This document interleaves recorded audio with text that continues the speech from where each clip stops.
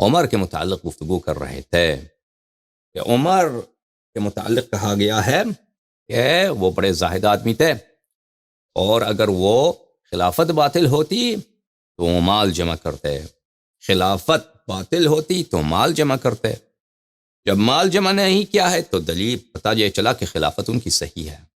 ٹھیک ہے، یہ استدلال ہر لحاظ سے باطل ہے۔ پہلی بات ہے کہ اس نے مال جمع کیا، ٹھیک ہے نا، پہلی بات یہ ہے کہ اس نے مال جمع کیا ہے۔ اب اس نزاع کو چھوڑ بھی دیں کہ اس نے مال جمع نہ بھی کیا ہو، تو یہ کوئی ضروری نہیں ہے کہ ہر وہ شخص جو مال جمع نہیں کرتا اس کی حکومت شرعی ہوتی ہے، اس کی حکومت شرعی ہوتی ہے، اور رسول پاک صلی اللہ علیہ وآلہ وسلم کا جانشین ہے۔ اگر آپ اخلاق کی کتب کا ملاحظہ کریں، مثلا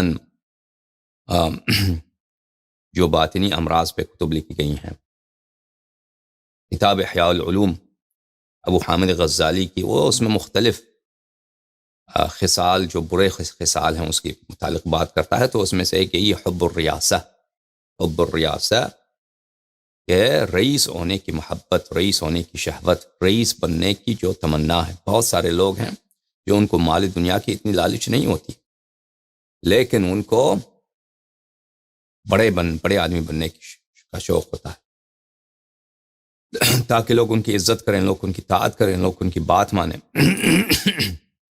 خود ریاست یہ ہر ایک شخص کے لیے یہ ایک مرغوب چیز ہے، ایک مطلوب چیز ہے۔ جس طرح مال دنیا بہت سارے لوگوں کے لیے مطلوب ہے، اسی طرح ریاست بذات خود، اس میں پیسے نہ بھی ہوں تو وہ بھی ایک مطلوب چیز ہے۔ جیسے میں نے آپ کو اپنے پچھلے تقریر میں بتا دیا کہ امریکی صدور جتنے صدر بنے ہیں، ان میں سے میں نے ایک کے بھی زندگی میں یہ نہیں پڑھا ہے کہ وہ لوگ پیسہ جمع کرنے کے چکر میں امریکی صدر بنے۔ یا امریکہ کا کوئی گورنر بننا چاہتا ہے، کسی صوبے کا گورنر، تو اس صوبے کے گورنرشپ میں اتنی کوئی خاص آمدنی نہیں ہے کہ اس کے لیے اتنا محنت کیا جائے کہ آپ اس کے لیے الیکشن لڑیں تاکہ آپ جو ہیں وہ صوبے کا گورنر بنیں، اس سے اتنے پیسے حاصل ہوں گے۔ اس طرح نہیں ہوتا، بلکہ ان کاموں میں پیسے کافی کم ہوتے ہیں۔ پیسہ اگر ہوتا ہے تو کاروبار میں ہوتا ہے، بزنس میں ہوتا ہے، ٹھیک ہے؟ تو لوگ کیوں صدر بننا چاہتے ہیں، لوگ کیوں گورنر بننا چاہتے ہیں، لوگ کیوں سینیٹر بننا چاہتے ہیں؟ اس لیے نہیں ہے کیونکہ اکثر لوگ یہ جو سینیٹر بنتے ہیں امریکہ میں، یہ ان کی آمدنی اتنی زیادہ نہیں ہوتی۔ وہی لوگ اگر، کیونکہ وہ کافی جانے پہچانے لوگ ہوتے ہیں، اگر وہی لوگ جو کہ ایک سینیٹر بن سکتا ہے، اگر وہ اپنا وکالت کا پیشہ جاری رکھے یا کسی بزنس میں وہ لگ جائے تو اس میں سے زیادہ اس کو درآمد ہوتی ہے۔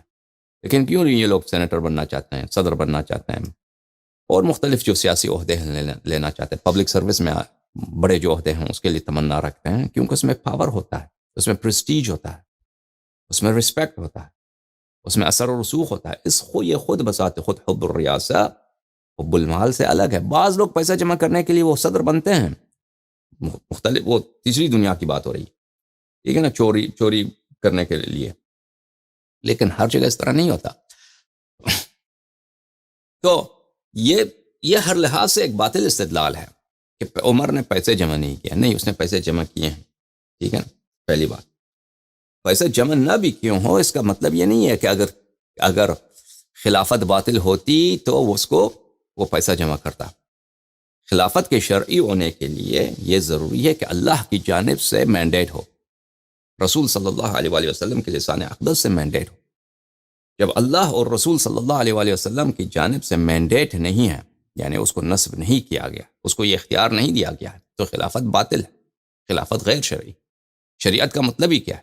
شریعت کا مطلب یعنی اللہ کا دین، شریعت، اللہ کا دین، اللہ نے کہا ہے وہ شریعت ہے۔ لوگوں کے سیاست سے شریعت نہیں بنتا، اگرچہ ہمیشہ بنتا گیا، لیکن وہ جعلی شریعت ہوتا ہے، ٹھیک ہے نا۔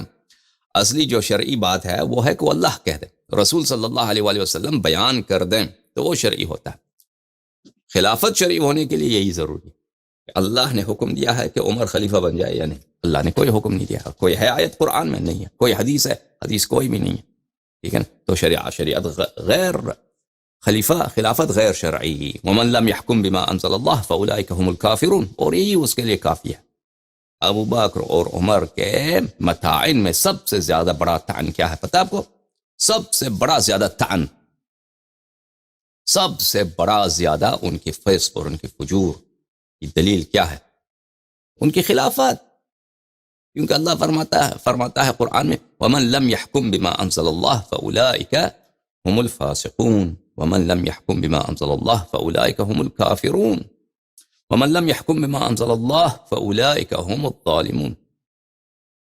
جو اللہ بغیر ما انزل اللہ نے حکم نہیں دیا ہے وہ حکم کرتے ہیں تو وہ ظالم ہیں، فاسق ہیں اور کافر ہیں. تو اللہ نے تو کوئی آیت نازل نہیں کی ہے نا کہ ابو بکر خلیفہ بنے یا عمر خلیفہ بنے، یا رسول صلی اللہ علیہ وآلہ وسلم نے فرمایا ہو کہ یہ میرے بعد خلیفہ ہیں. وہ بھی نہیں ہے. خود یہ کہتے ہیں کہ ان کی کوئی خلافت جو ہے منسوس نہیں ہے. جب خلافت منسوس نہیں ہے تو پھر خلافت غیر شرعی ہے. یہ کوئی شرعی قاعدہ نہیں ہے یا عقلی قاعدہ نہیں ہے. اگر ایک آدمی چوری نہیں کرتا بیت المال سے تو وہ صحیح خلیفہ ہے کوئی بھائی اس طرح قاعدہ؟ کوئی ہے آیت قرآن کی کہ اگر ایک شخص چوری نہیں کرتا، چور ہے تو خلافت باطل ہے، چوری نہیں کرتا تو خلافت شرعی ہے؟ ٹھیک ہے نا. اس طرح تو کوئی دنیا کے کسی بھی ملک میں یہ قانون نہیں ہے. اگر چور نہیں ہے تو وہ اس کی صدارت صحیح ہے. نہیں، ایک شخص اگر غیر شرعی طریقے سے صدر بنا ہے، غیر قانونی طریقے سے، مطلب پاکستان کا صدر بنا، پاکستان کا پرائم منسٹر بنا، اگر وہ چوری نہیں بھی کرتا نا، چوری نہیں بھی، اس کی صدارت اس سے صحیح نہیں بنتی. بہت سارے صدر کو، مثلا ضیاء الحق تھا، پاکستان کا صدر تھا، ٹھیک ہے. اب میں نے کہیں نہیں دیکھا کہ اس نے پیسے چوری کیوں، یا اس نے ضیاء الحق جب مرا ہے وہ سب تو جانتے ہیں کہ وہ غیر قانونی طریقے سے صدر بنا تھا. وہ کس طریقے سے صدر بنا تھا؟ ماشاء اللہ کے ذریعے، تلوار کے زور سے، بندوق کی نوک سے، ٹھیک ہے نا. وہ قانونی طور پہ تو صدر نہیں بنا تھا آئینی لحاظ سے، لیکن صدر بننے کے بعد اس نے چوری کیا ہے. میں نے تو کہیں نہیں دیکھا کہ اس کے مخالفین بھی کہتے ہیں کہ ضیاء نے بہت کربوں کے لحاظ سے اس نے پیسے چوری کیے ہیں. ہم نے کہیں نہیں دیکھا. لیکن وہ اس لیے کہ اس نے چوری نہیں کیا ہے اس کا مطلب یہ نہیں کہ اس کی صدارت جو ہے قانونی. سمجھ میں آ رہی نا؟ یہ دنیا کے کئی بھی ہے وہ حکم، اس طرح کا کوئی قانون نہیں ہے. لیکن یہ جماعت عمریہ ان کے پاس عقل ہی نہیں ہے. ومن يرغب عن ملة ابراہیم الا من سفه نفسه. ملت ابراہیم علیہ السلام، دین ابراہیم علیہ السلام سے چہرہ کون پھیرتا ہے؟ وہی پھیرتا ہے. اس سے منحرف کون ہوتا ہے؟ وہی ہوتا ہے جو بیوقوف شخص ہو نا. مذہب حقہ سے وہ ہٹ جانا یہ بیوقوفی کی دلالت، یہ بیوقوفانہ دلیل لاتے ہیں. بہرحال عزیزو، اب بات کرتے ہیں عمر کی. عمر کے مرتے وقت اس کے پاس بڑے پیسے تھے، لیکن یہ پیسے اس کے پاس کہاں سے آئے؟ کیا وہ کاروبار کرتا تھا؟ ایک کاروباری آدمی تھا، کاروبار کرتا تھا وہ، لیکن اس کی کاروبار اس طرح کی کاروبار کوئی باعزت کاروبار نہیں تھا. وہ اس طرح کا کاروبار اس کے پاس نہیں تھا کہ وہ اس کی آمدنی کافی زیادہ ہو. ابھی ہم دکھائیں گے کہ اس کے پاس کس طرح کا کاروبار تھا میرے عزیز. وہ خود بھی بڑا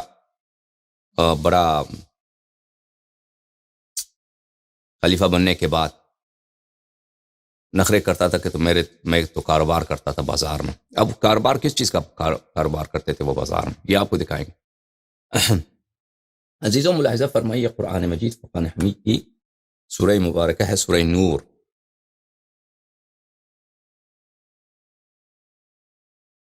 سورہ نور میں یہ آیت رجال لا تلہیہم تجارت ولا بیع عن ذکر اللہ واقام الصلاۃ. اللہ کے نور کے حامل، اللہ نور السماوات والارض مثل نورہ کمشکات. اور آئے نور جو ہے قرآن مجید میں، اس کے بعد کہا کہ فی بیوت اذن اللہ ان ترفع. یہ اللہ کا نور کہاں پر ہے؟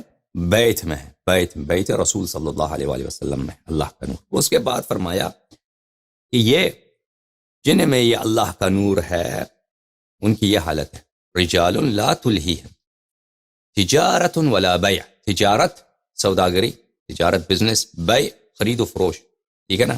یہ لا تلہیہم، یہ لہو ہے ان کے نزدیک. یہ کیا ہے؟ لہو ہے. یہ عبث، بے فائدہ، یعنی بے فائدہ چیز ہے. یہ سبب نہیں بنتا، تجارت اور خرید و فروش سبب نہیں بنتا کہ وہ اللہ کی یاد کو چھوڑ کر ان بیہودہ اور ابس چیز میں جو تجارت اور فروش خرید و فروش ہے اس میں وہ مصروف ہو جائیں اور اللہ کی یاد سے غافل ہو جائیں. تجارت اور بیع ان کو الہا نہیں کرتا، لا تلہیہم ان کو غافل نہیں کرتا، ان ذکر اللہ اللہ کی یاد سے، و اقام الصلاۃ اور نماز قائم کرنے سے، و ایتاء الزکاۃ اور صدقات عطا کرنے سے، یخافون یوما تتقلب فیہ القلوب والابصار اور وہ اس قیامت کے دن سے ڈرتے ہیں جس دن انسان کے دل اور انسان کی آنکھیں پلٹ جاتی ہیں، متغیر ہو جاتی ہیں. ٹھیک ہے نا. یہ ایک آیت یاد رکھیے، یہ ایک آیت یاد رکھیے یہ کہ اللہ کے حامل، اللہ کے نور کے حامل کون ہے؟ رجال، ایسے لوگ ہیں کہ وہ کبھی تجارت اور خرید و فروش کے چکر میں اللہ کی یاد سے غافل نہیں ہوتے. ٹھیک ہے نا. یہ یاد رکھیے تو کام آ جائے گا. پھر اگلی آیت دیکھیے، سورہ مبارکہ نور. اعوذ باللہ من الشیطان الرجیم. یا ایھا الذین آمنوا اے ایمان والو جو تم ایمان لائے ہو، لا تدخلوا بیوتا غیر بیوتکم جو گھر آپ کے اپنے گھر نہیں ہیں، مکانات آپ کے اپنے مکان نہیں، ملکیت نہیں ہے، لا تدخلوا اس میں آپ کو داخل ہونے کا حق نہیں ہے، حتی تستأنسوا اس وقت تک کہ تم ان کے ساتھ تستأذنوا ان سے اذن لے لو، ان سے اجازت لے لو اور ان کے ساتھ مانوس ہو جاؤ. صاحب گھر جو ہے، صاحب مکان جو ہے وہ اجازت دے دے تو داخل ہو جاؤ. وَتُسَلِّمُوا عَلَىٰ أَهْلِهَا اور اس وقت تک کہ تم اس گھر کے جو مکین ہے اس پہ سلام کرو. ذَلِكُمْ خَيْرٌ لَكُمْ لَعَلَّكُمْ تَذَكَّرُونَ یہ آپ کے لیے بہتر ہے، یہ آپ کے لیے بہتر ہے اگر تاکہ تم کیا کرو، تاکہ تم یاد رکھو، تاکہ تم یاد رکھو. ٹھیک ہے. یہ آیت آپ نے دیکھی، آیت کیا نمبر ہے؟ آیت نمبر ہے 27 سورہ مبارکہ نور. میں یہ آیت دیکھ رہا تھا تو اس کے ذیل میں نے تفسیر طبری میں کچھ روایات دیکھی بہت عجیب. تفسیر طبری ابن جریر طبری. اچھا میں وہ روایات دکھاتا ہوں لیکن وہ ہمارے موضوع سے متعلق نہیں ہے یہ روایات، لیکن یہ بہت عجیب روایات ہیں کیونکہ ان کے اسانید کافی صحیح ہیں. اسانید مقرر وہ سند لے کے آتا ہے بخاری اور مسلم کی شرط پر. اور وہ متن کیا ہے؟ ملاحظہ فرمائیے تفسیر طبری جامع بیان تأویل آیۃ القرآن، تفسیر ابن جریر، الجزء السابع عشر، چاپ دار حجر، سنہ 2001 میں چھپی ہے یہ کتاب. یہاں پہ ملاحظہ فرمائیے تفسیر سورہ نور صفحہ نمبر 239. یا ایھا الذین آمنوا لا تدخلوا بیوتا، یہی آیت جو ہم آپ کو پڑھ کے سنا چکے ہیں. ٹھیک ہے نا. اسی آیت کے ذیل میں یہ کچھ روایات لے کے آتا ہے. حدثنا یعقوب ابن ابراہیم، یعقوب ابن ابراہیم جو ہے ابن کثیر دورقی، یہ رجال بخاری مسلم اور کتب اربعہ میں سے ہیں. اور آپ کو پتا ہے، میں آپ کو ایک قاعدہ بتاؤں، جماعت عمریہ کے نزدیک جو رجال بخاری و مسلم ہیں یہ بالاجماع من روى له الشیخان فقد جاز القنطرہ، ابن ذہبی کہتے ہیں کہ بالاجماع یہ سب عدول ہیں. تو یہ بھی اعیان میں سے ہے اور اس کے متعلق تو کوئی بات ہی نہیں. اور وہ روایت کرتے ہیں حشیم ابن بشیر ابن القاسم الواسطی سے، اور وہ بھی رجال بخاری و مسلم اور کتب اربعہ میں سے ہیں. اور وہ روایت کرتے ہیں ابی بشر سے، ابو بشر جعفر ابن ایاس الیشکر الواسطی، اور وہ بھی رجال بخاری و مسلم اور کتب اربعہ میں سے ہیں. اور وہ روایت کرتے ہیں سعید ابن جبیر ابن ہاشم الاسدی. ٹھیک ہے نا. وہ بھی بنی اسد کے موالی میں سے ہیں اور وہ بھی رجال بخاری و مسلم اور کتب اربعہ میں سے ہیں. اور وہ روایت کرتے ہیں ابن عباس سے. ابن عباس روایت کہتے تھے لا تدخلوا بیوتا غیر بیوتکم حتی تستأذنوا. قرآن میں کیا ہے؟ تستأنسوا وتسلموا على اهلها. وقال وانما تستأنثوا وهم من الكتاب. وہ کہتے تھے کہ قرآن کو جب لکھا گیا ہے تو کاتبوں نے غلطی کی ہے، کاتبوں نے غلطی کی ہے. یہ کیا اس کی آیت اصل میں کیا ہے؟ یہ تستأذنوا ہے. عثمان کے جو کاتب تھے انہوں نے غلط میں یہ لکھا ہے. یہ ایک روایت ہے بشرط بخاری و مسلم، یہ روایت صحیح ہے. میں یہی سند آپ کو بخاری و مسلم میں دکھاؤں، پھر آگے والی روایت کو دکھاتا ہوں. دیکھیں روایت کو، سند کو یاد رکھیے. سند کیا تھا؟ سند ہے یعقوب ابن ابراہیم حشیم سے، حشیم ابن ابی بشر سے، وہ سعید ابن جبیر سے. ٹھیک ہے نا؟ اب یہی سند بخاری میں مکرر مذکور ہے. سقیم بخاری شاپ دار احیاء التراث، یہاں پہ ملاحظہ فرمائیے، حدثنا یعقوب حشیم ابو بشر عن سعید ابن جبیر ابن عباس. ٹھیک ہے نا؟ یہ کون سا صفحہ ہے بھائی؟ یہ صفحہ نمبر ہے بخاری میں، صفحہ نمبر 326 یا حدیث نمبر 1851. اس کے علاوہ ملاحظہ فرمائیے صفحہ نمبر 840 میں حدیث نمبر 4705، حدثني یعقوب ابن ابراہیم حدثنا حشیم اخبرنا ابو بشر عن سعید ابن جبیر. اس کے علاوہ صفحہ نمبر 844 میں حدیث نمبر 4722، یعقوب ابن ابراہیم حدثنا حشیم حدثنا ابو بشر عن سعید ابن جبیر. اس کے علاوہ صفحہ نمبر 917 میں حدیث نمبر 4966 میں یعقوب ابن ابراہیم عن حشیم ابو بشر عن سعید ابن جبیر. اس کے علاوہ اللہ آپ کا بلا کرے حدیث نمبر 5036 صفحہ نمبر 929، یعقوب ابن ابراہیم حدثنا حشیم ابو بشر سعید ابن جبیر. ٹھیک ہے نا؟ تو قرآن اگر یہی حدیث شیعوں کی کتاب میں ہوتی کیا قیامت برپا کرتے نا.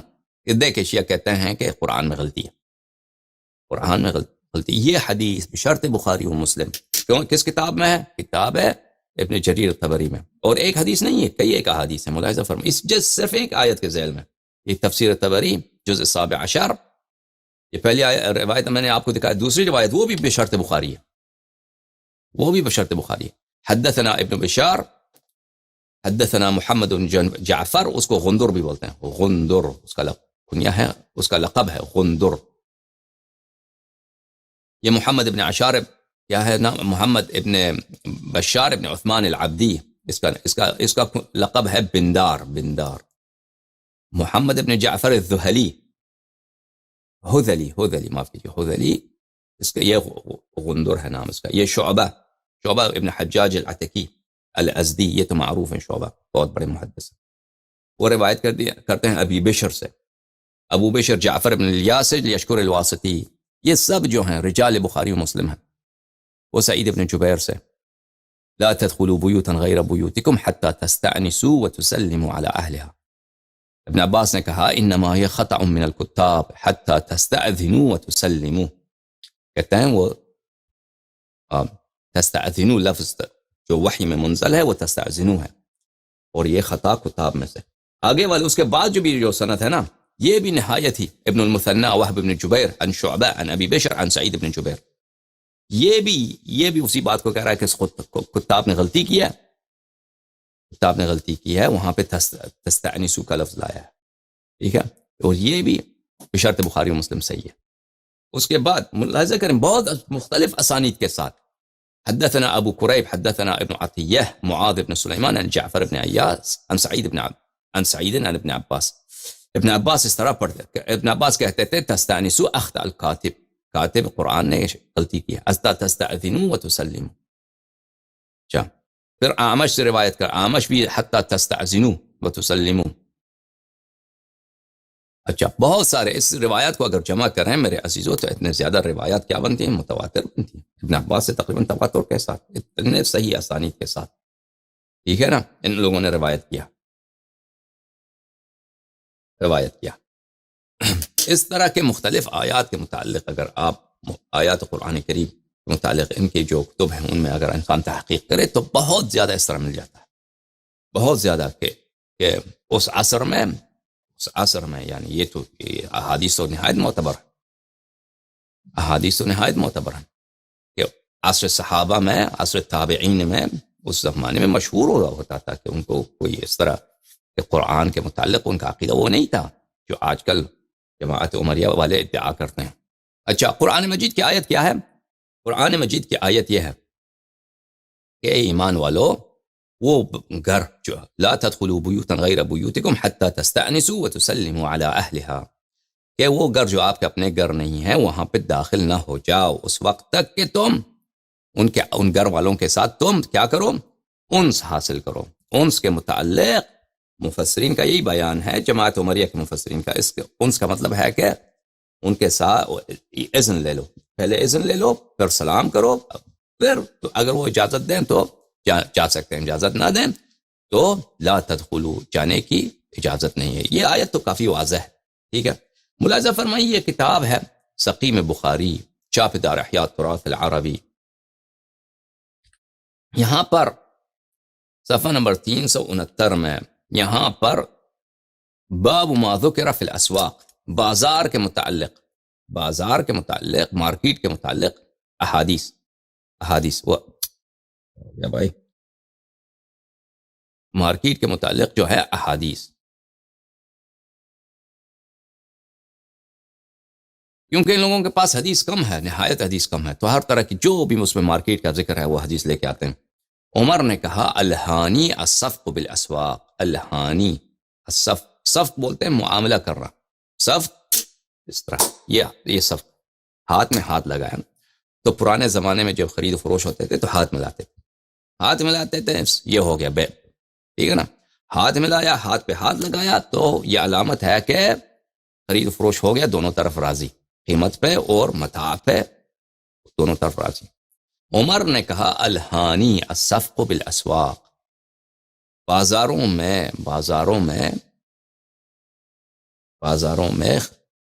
معاملہ کرنا، خرید و فروش کرنا، سوداگری کرنا، سودا کرنا، صفق بالاسواق، سودا کرنا، بازار میں سودا کرنا، یہ میرے لیے کیا کس چیز کا سبب ہے؟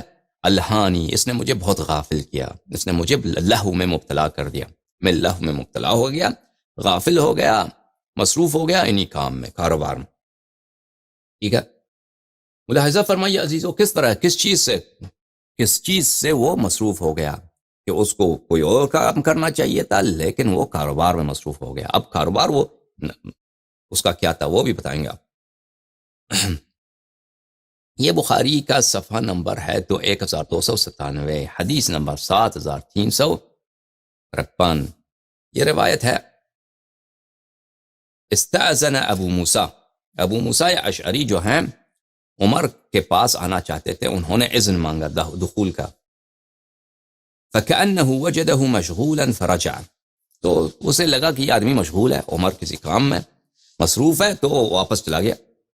فقال عمر نے کہا الم اسمع صوت عبداللہ ابن قیس، کیا میں نے عبداللہ ابن قیس یعنی ابو موسیٰ اشعری کی آواز نہیں سنی؟ وہ تو دروازے کے پیچھے کہہ رہا تھا مجھے آنے دو، اذن له، اس کو آنے کی اجازت دو، آنے دو ابو موسیٰ کو. فدعی له، اس کو بلایا گیا. فقال ما حملك على ما صنعت، عمر نے کہا کہ تو واپس کیوں گیا بھائی؟ تو ادھر آیا تھا میرے دروازے کے پیچھے، واپس کیوں چلا گیا؟ کہا قال انا كنا نؤمر بهذا،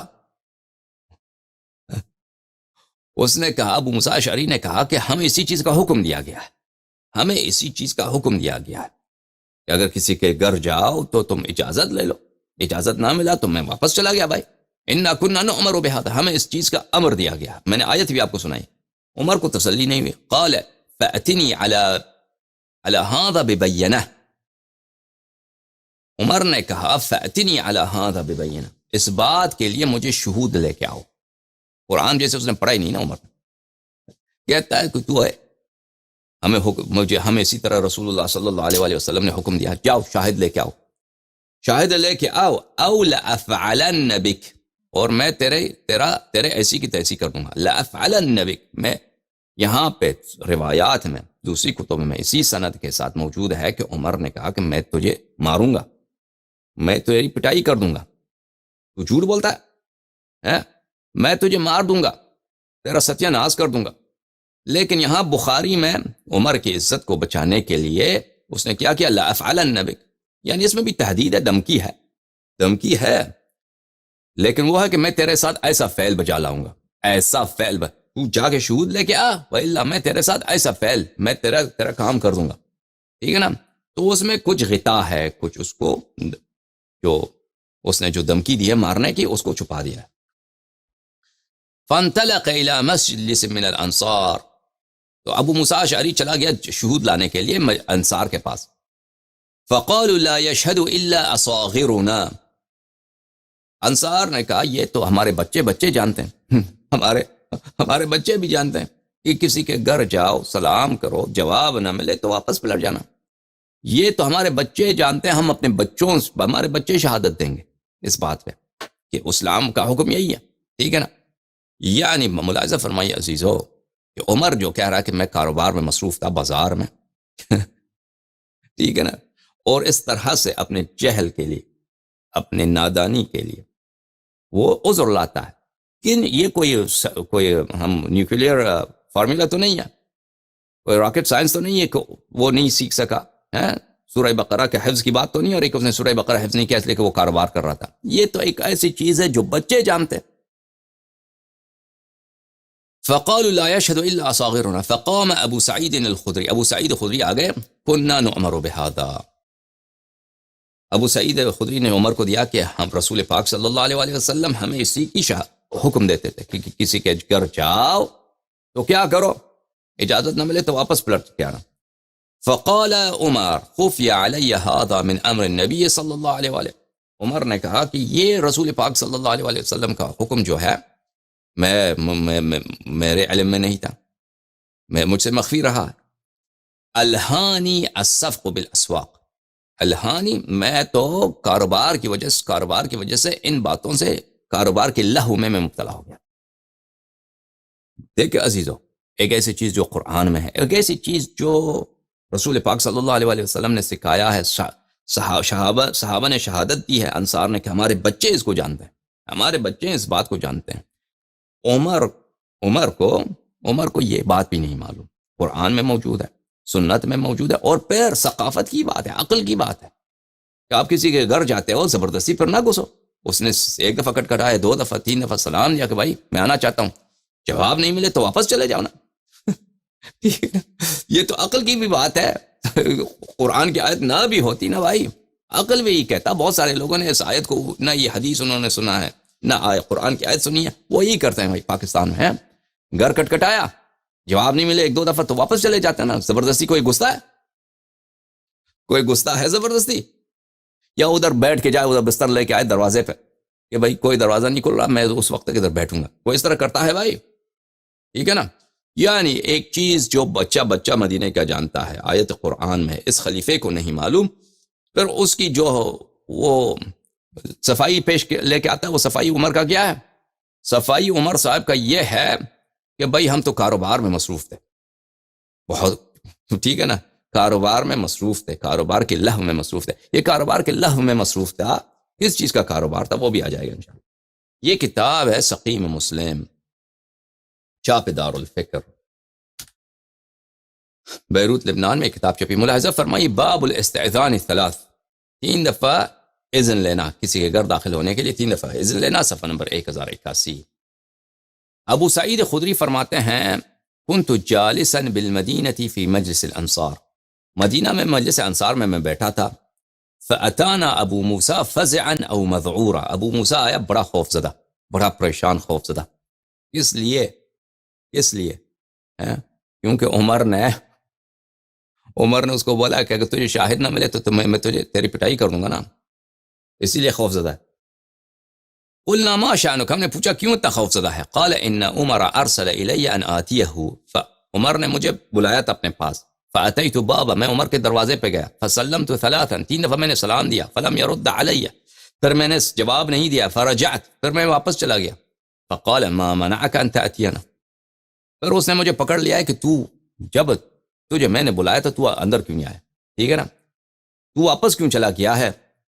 فقلت، میں نے کہا کہ میں تو آیا تھا، 3 دفعہ سلام دیا ہے، کسی نے جواب نہیں دیا، فرجعت، میں نے کہا چلا گیا۔ وقد قال رسول اللہ صلی اللہ علیہ وآلہ اذا استأذن احدکم 3 فلم يؤذن له فليرجع، رسول پاک صلی اللہ علیہ وسلم نے حکم دیا ہے کہ 3 دفعہ اگر تم اذن مانگو، اجازت مانگو، پھر کسی نے آپ کو 3 دفعہ آپ نے خبردار کیا کہ میں مہمان آیا، دروازے پہ کوئی ہے، پھر بھی دروازہ کسی نے نہیں کھولا ہے، آپ کو اجازت نہیں دیا، تو واپس چلا جائے۔ فقال عمر اقم علیہ البینہ والا اوجعتک، تو عمر نے مجھ سے کہا ہے کہ تم شاہد لے کے آؤ، وَإِلَّا اگر شاہد نہ لے کے آؤ تو میں تمہیں کیا کر دوں گا، میں تجھے مار دوں گا، اوجعتک، میں تجھے بری طرح ماروں، دردناک پٹائی آپ کو دے دوں گا، ٹھیک ہے نا۔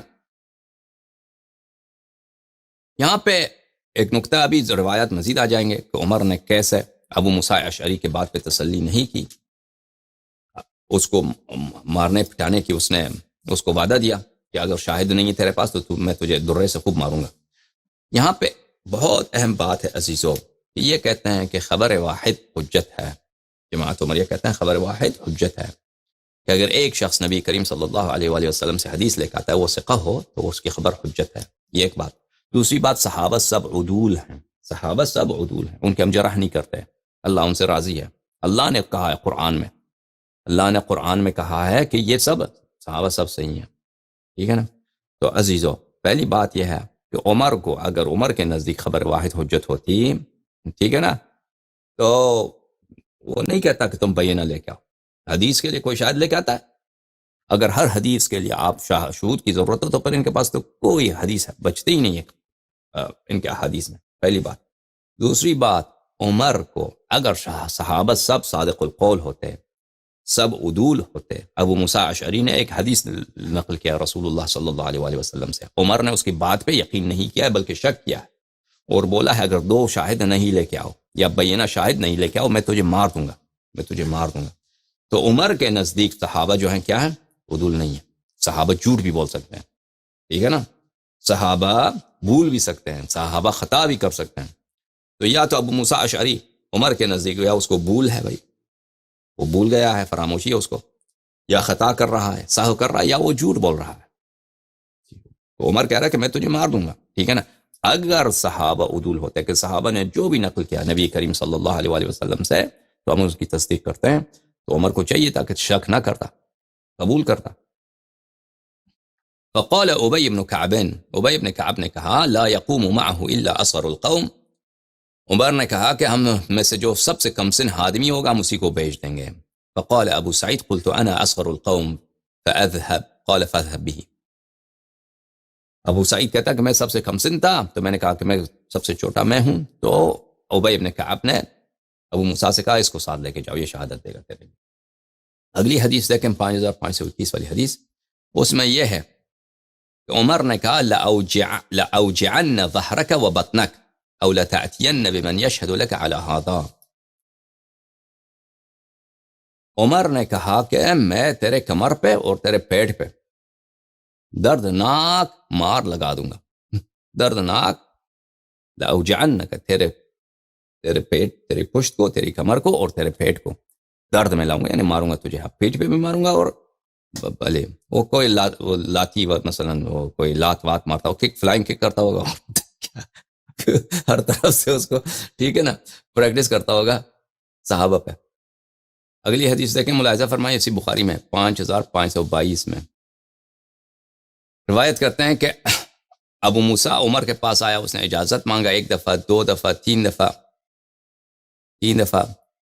تیسری دفعہ جب اس نے اجازت مانگا تو عمر نے کہا کہ یہ 3 دفعہ اس نے مجھے ہمیں اجازت مانگا ہے۔ پھر وہ ابو موسیٰ چلا گیا، پھر اس کو واپس بلایا ابو موسیٰ کو، پھر ابو موسیٰ سے کہا کہ تو نے یہ کام کیا کیوں کیا، 3 دفعہ اجازت مانگ کے واپس کیوں گیا ہے؟ اگر تو نے رسول پاک صلی اللہ علیہ وسلم سے سنا ہے تو ٹھیک، شاہد لے کے آؤ، وَإِلَّا فَلَا جَعَلَنَّكَ عِظَةً، اور یا تو میں تجھے عبرت بناؤں گا، تجھے درس، دوسروں کے لیے درس عبرت بناؤں گا، تجھے اتنا ماروں گا کہ تو دوسروں کے لیے باعث موعظہ بن جائے۔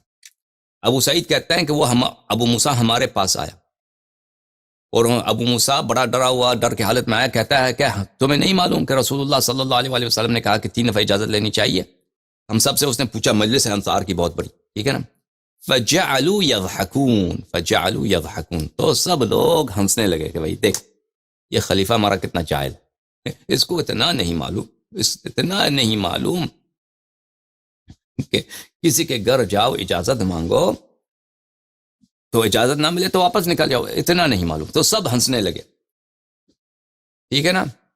تو ابو موسیٰ نے کہا کہ میں آپ کا مسلمان بھائی ہوں، یہاں پہ آیا ہوں، خوف زدہ ہوں، قد افزع، مجھے دھمکی ہے، مجھے خلیفہ مار دے گا، میری پٹائی کر دے گا، اور تم لوگ ہنستے ہو۔ تضحکون، تم لوگ تو ہنستے ہو.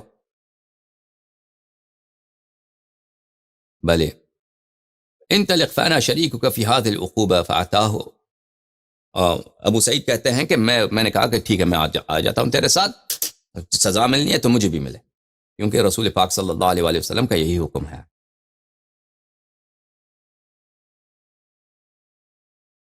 یہ پھر وہی حدیث ہے، کئی اسانید کے ساتھ اس نے روایت کیا مسلم نے. عمر نے کہا کہ جب اس کو بتایا کہ کیا چکر ہے، یہ سنت ہے، الہانی عنہ الصفق بالاسواق، عمر نے کہا کہ میں تو بازار میں کاروبار میں مشغول تھا. اچھا، جماعت عمریہ اس حدیث کے متعلق کہتے ہیں کہ عمر نے اس کو کیوں مارنے کی اس نے دھمکی دیا کہ میں تجھے مار دوں گا، حالانکہ ابو موسیٰ اشعری ایک صحابی ہے.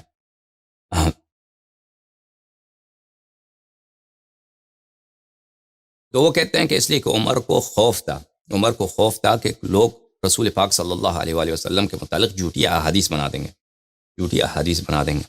تو اس زمانے میں دیکھیں، عمر کے زمانے میں رسول پاک صلی اللہ علیہ وآلہ وسلم سے جو بھی حدیث نقل کرتا تھا وہ صحابی ہوتا تھا. اور اس عمر کے زمانے میں اس طرح نہیں تھا کہ مثلا ابھی کوئی شخص مسلمان ہوا ہے وہ حدیث نقل کر رہا ہے. اس زمانے میں سب حدیث نقل کر رہے تھے. تو کون تھے؟ وہ صحابی تھے. ابو موسیٰ اشعری بھی صحابی ہے، ٹھیک ہے نا. تو اس کا مطلب یہی ہے کہ عمر کو یہی ڈر ہے کہ ایک صحابی رسول پاک صلی اللہ علیہ وآلہ وسلم کے متعلق جھوٹ بول سکتا ہے، اس کو جھوٹ بولنے سے روکا جائے. اور یہ ابو موسیٰ اشعری اچھا بہانہ ہے. اس کو اگزامپل بناتے ہیں، اس کو درس عبرت بناتے ہیں، اس کو خوب مارتے ہیں تاکہ دوسرے لوگ سبق سیکھیں اور وہ غلط احادیث نقل نہ کریں. تو اس کا مطلب کیا ہوا؟ اس کا مطلب یہ ہوا کہ صحابہ عدول نہیں، صحابہ کی جرح ہو سکتی، بلکہ جرح ہونی چاہیے، ٹھیک ہے نا. اور یہ جو کہتے ہیں کہ ہمارے پاس آیات ہیں کہ اللہ تعالیٰ نے قرآن میں صحابہ کی تعدیل کی ہے، ان آیات سے یا عمر جاہل تھا، یا یہ کہ یہ ان آیات کی جو تفسیر یہ لوگ پیش کرتے ہیں ان سے عمر موافق نہیں ہے، ٹھیک ہے نا. پہلی بات. دوسری بات، اگر واقعاً اب کوئی کہہ دے کہ نہیں عمر کو تو یہ تو تسلی تو تھی کہ صحابہ غلط حدیث نقل نہیں کرتے، لیکن دوسرے لوگ نقل نہ کریں غیر صحابہ جو ہیں اس زمانے میں، عمر کے زمانے میں مدینے میں غیر صحابہ حدیث نقل کرنے والے یا تو تھے ہی نہیں، اگر تھا کوئی غیر صحابی نقل کرتا تھا تو عمر کو تو چاہیے تو ان کے متعلق ان کو دھمکی دیتے نا، کسی غیر صحابی. اب ایک شخص ہے جس کو اللہ نے اس کی تزکیہ کیا. یہ جماعت عمریہ کیا کہتے ہیں؟ جماعت عمریہ کہتے ہیں عزیزو کہ صحابہ کو اللہ نے قرآن میں تزکیہ فرمایا. اللہ نے قرآن مجید میں الاصابہ فی تمیز الصحابہ للحافظ ابن حجر عسقلانی صفحہ نمبر 23 الاصابہ میں کہتے ہیں قد اتفق اہل السنت علی ان جمیع الصحابہ ان الجمیع عدول بیان حال الصحابہ من العدالہ. کیا صحابہ سب عدول ہیں، سب عادل ہیں؟ کہتے ہیں ہمارے فرقے کی اجماع ہے کہ صحابہ سب عدول ہیں. ولم يخالف في ذلك الا شذوذ من المبتدعہ، اور اس مسئلے کا کسی نے مخالفت نہیں کیا مگر وہ کہ شاذ اہل بدعت ہوں. شاذ اہل بدعت تو پتہ کیا چلا؟ شاذ اہل بدعت، وہ شاذ اہل بدعت ان میں سے ایک عمر ہے، کیونکہ اس نے مسئلے کی مخالفت کیا. بخاری میں بھی ہے، مسلم میں بھی، ٹھیک ہے نا. پھر کہتے ہیں کہ عدالت الصحابہ معلومۃ بتعدیل اللہ لہم. عدالت صحابہ تعدیل اللہ سے معلوم ہے، یعنی اللہ نے ان کی عدالت کی شہادت دی ہے. اللہ کی شہادت سے ہمیں پتہ چلا کہ صحابہ عدول ہیں. کیوں؟ کنتم خیر امت اخرجت للناس. اللہ نے کہا کہ تم کنتم خیر امت، تم بہترین امت ہو. اللہ نے صحابہ سے کہا، یہ سب کے لیے نہیں ہے، دوسرے اس سے مراد نہیں ہے، پوری امت مراد نہیں ہے، امت کے خاص افراد مراد نہیں ہے، نہیں، صرف صحابہ مقصود ہیں. صحابہ سے کہا جعلناکم امتا وسطا، اس طرح لقد رضی اللہ عن المؤمنین اذ یبایعونک تحت الشجرہ. حالانکہ سب صحابہ ادھر تحت الشجرہ تھے بھی نہیں نا، اصحاب بیعت الرضوان تو بہت کم ہیں. اللہ نے کہا قرآن میں لقد رضی اللہ عن المؤمنین اذ یبایعونک تحت الشجرہ فعلم ما فی قلوبہم فاثابہم فتحا قریبا. اچھا، اس طرح کے آیات لے کے آتا ہے اور کہتا ہے اللہ نے شہادت دی ہے کہ صحابہ سب عدول ہیں. جب اللہ نے شہادت دی ہے کہ صحابہ سب عدول ہیں اور جس نے اس کا مخالفت کیا ہے وہ شاذ اہل بدعت ہے، تو پتہ یہ چلا کہ جی ہاں، عمر نے جو ابو موسیٰ اشعری کی کہ عدالت پہ شک کیا ہے، اس سے طلب بینہ کیا ہے حدیث کے متعلق، تو کیا ہے وہ اللہ کی شہادت سے جاہل ہے، اللہ کی شہادت سے غافل ہے، اور اسی طرح وہ شاذ اہل بدعت میں سے ہے۔ اگر یہ کہتے ہیں کہ اس نے سختی اس لیے دکھائی ہے تاکہ غیر صحابہ جھوٹ نہ بولیں نا رسول اللہ صلی اللہ علیہ وسلم کے متعلق، تو اس کو چاہیے تھا کہ جو غیر صحابہ، اس کو ڈر ہے غیر صحابہ، مدینے میں تو غیر صحابہ ہوتے ہوں گے کہ ابھی مثلا مسلمان ہوئے ہیں، فتوحات میں آئے ہیں، یہ لوگ جھوٹی حدیث نقل نہ کریں، تو چاہیے تھا کون پہ سختی کرتے؟ ابو موسیٰ اشعری پہ کیوں سختی کیا ہے؟ ایک شخص جس کی عدالت کی شہادت اللہ نے دیا، اس کو اس طرح اس کی بے عزتی کرنا، اس کو ڈرانا کہ میں تجھے مار دوں گا، وہ ڈر کے حالت میں جاتا ہے کس کے پاس جاتا ہے؟ مجلس انصار میں جاتا ہے، اور انصار والے سب ہنستے ہیں عمر کی جہل پر۔ یہ کتاب ہے سنن ابی داؤد، تالیف ابی داؤد سلیمان ابن اشعث السجستانی، جزء السابع، چھاپ دار الرسالہ العالمیہ، یہاں پہ ملاحظہ فرمائی صفحہ نمبر 481 میں، اس میں یہ ہے صفحہ نمبر حدیث نمبر 5181۔ یہی واقعہ ہے کہ عمر نے اس کو دھمکی دیا ہے، اب وہ موسیٰ اشعری کو شاہد لے کے آؤ، اللہ میں تجھے مار دوں گا۔ اس کے بعد، اس واقعے کے بعد، ابی نے کہا یا عمر لا تکن عذابا علی اصحاب رسول اللہ صلی اللہ علیہ وآلہ وسلم، عمر یہ کیا حالت بنائی تو نے، تو اصحاب رسول صلی اللہ علیہ وآلہ وسلم پہ عذاب نہ بن، ٹھیک ہے نا، اس کی کیونکہ اس نے کا جو اپنی جہل کی وجہ سے اس نے جو حکم دیا ہے وہ کافی بری بات۔ اچھا، اب یہ کہتے ہیں کہ یہ کاروباری آدمی تھا، یہ تو کاروبار کرتا تھا، کاروبار کی وجہ سے کاروبار کافی وسیع تھا اس کے پاس کاروبار اس کے پاس وسیع تھا، تو اس وسیع کاروبار کی وجہ سے اس نے اسلام کے بعض احکام رسول پاک صلی اللہ علیہ وآلہ وسلم سے نہیں سیکھے، ٹھیک ہے نا، اس نے خود کہا الحانیہ صفق بالاسواق۔ تو یہ کاروبار کیا کرتا تھا عزیزو؟ اس کے کاروبار کے متعلق احادیث میں بہت کم ملتا ہے، لیکن بعض احادیث میں ہے، تو ہم دکھائیں گے وہ اس کے کاروبار کے متعلق۔ بعض احادیث ہیں لیکن بعض غیر احادیث بھی، ہم حدیث بھی دکھائیں گے، غیر حدیث بھی دکھائیں گے۔ یہ کتاب ہے تاج العروس من جواہر القاموس، تالیف سید مرتضی الزبیدی، جلد نمبر 16، چھاپ کویت میں کتاب چھپی ہے۔ ملاحظہ فرمائی یہاں پر صفحہ نمبر 72 میں المبرتش مادہ ہے مبرتش کا، مبرتش کس کو بولتے ہیں؟ دلال کو، ساعی بین البائع والمشتری، وہ شخص جس کو باغ دوڑ کرتا ہے، ساعی باغ دوڑ کرنے والا، مشتری اور خرید کرنے والے اور فروخت کرنے والے کے درمیان باغ دوڑ کرتا ہے، جاتا ہے آتا ہے تاکہ یہ معاملہ بن جائے، اور اس پہ اس کو کیا ملتا ہے؟ اس پہ کمیشن ملتا ہے۔ مثلا 1000 کا سامان خریدا تو 50 روپے اس کو مل گئے، ٹھیک ہے نا، اس کو بولتے ہیں مبرتش، دلال۔ ورد فی الحدیث، حدیث میں آیا ہے کان عمر فی الجاہلیت مبرتشا عمر کیا تھے؟ عمر ایک دلال تھے۔ اچھا، ایک دفعہ دلال جو ہوتا ہے نا، بڑے بڑے کاروباروں کا دلال ہوتا ہے، مثلا کوئی کسی وال اسٹریٹ میں کمیشن کا کام کرتا ہے، وال اسٹریٹ میں جو لوگ وہاں پہ دلال ہوتے ہیں، ایجنٹ ہوتے ہیں، وہ تو کروڑ پتی ہوتے ہیں وال اسٹریٹ نیو یارک میں، ٹھیک ہے نا، جو بڑے بڑے وہ معاملے ہوتے ہیں بلینز کا حساب سے، ان میں سے آدھا سے آدھا % بھی ملتا نا تو ان کے لیے کافی ہوتا ہے۔ لیکن عمر کس چیز کا دلال تھا؟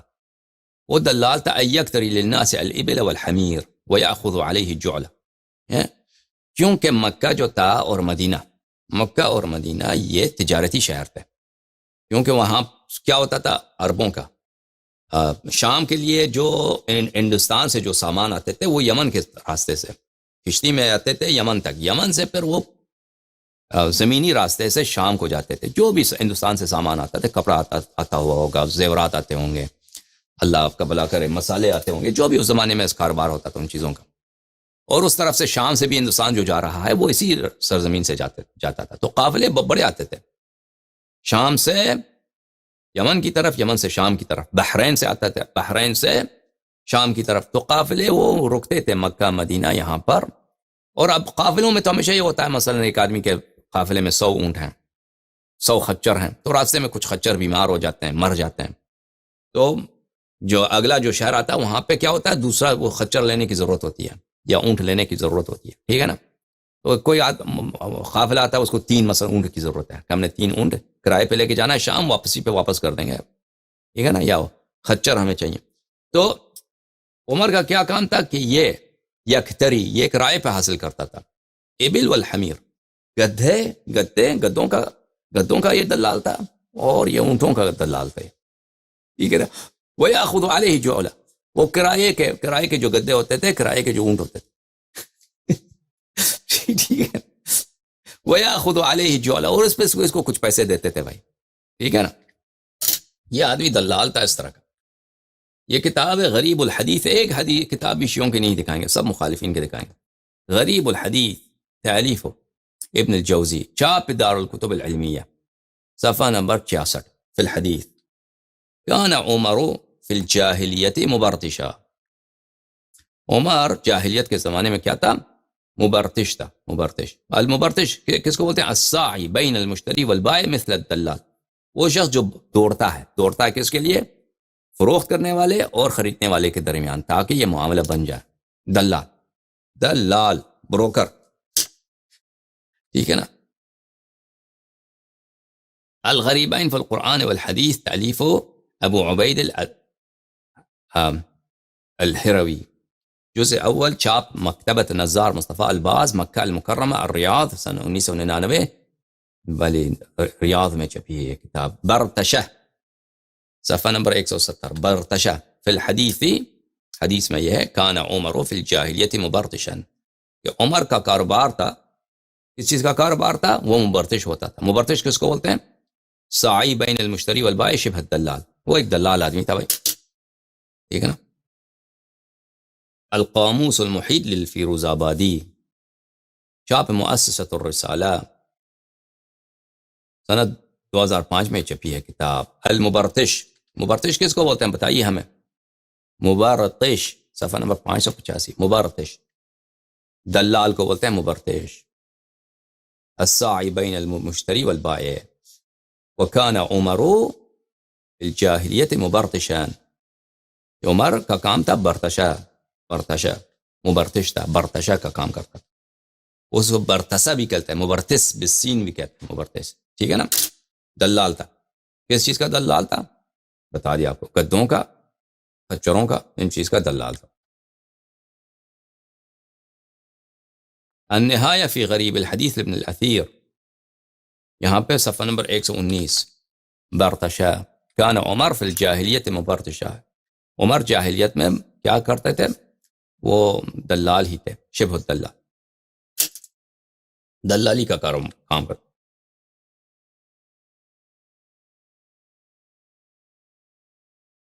شمس العلوم وداء الكلام العرب من الكلوم، تألیف نشوان ابن سعید الحمیری، متوفى سنہ 577.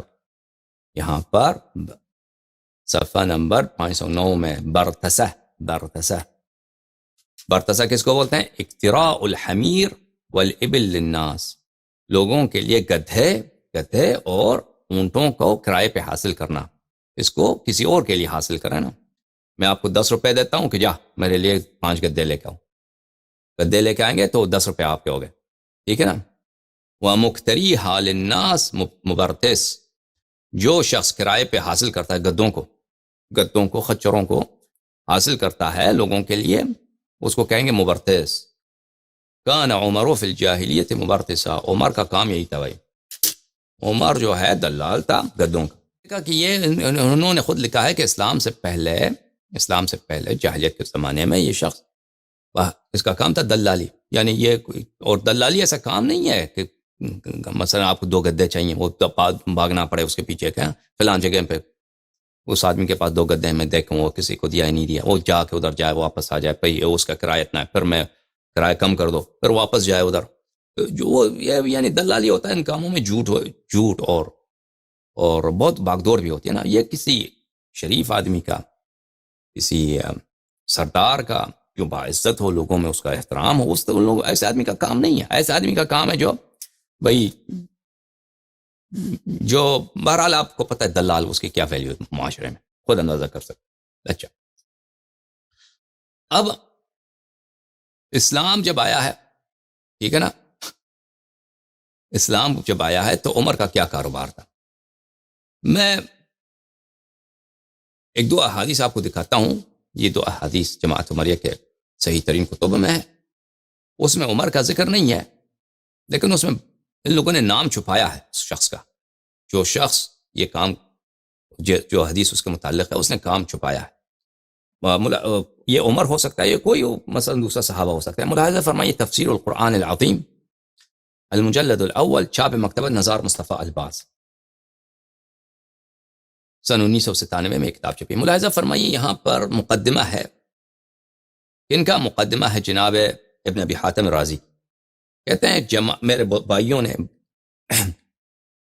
سألنی جماعت من الاخوان، میرے بھائیوں نے، دینی بھائیوں نے مجھ سے مطالبہ کیا ہے، درخواست کی ہے، اخراج تفسیر القرآن مختصرا باصح الاسانید وحذف الطرق والشواہد والحروف والروایات۔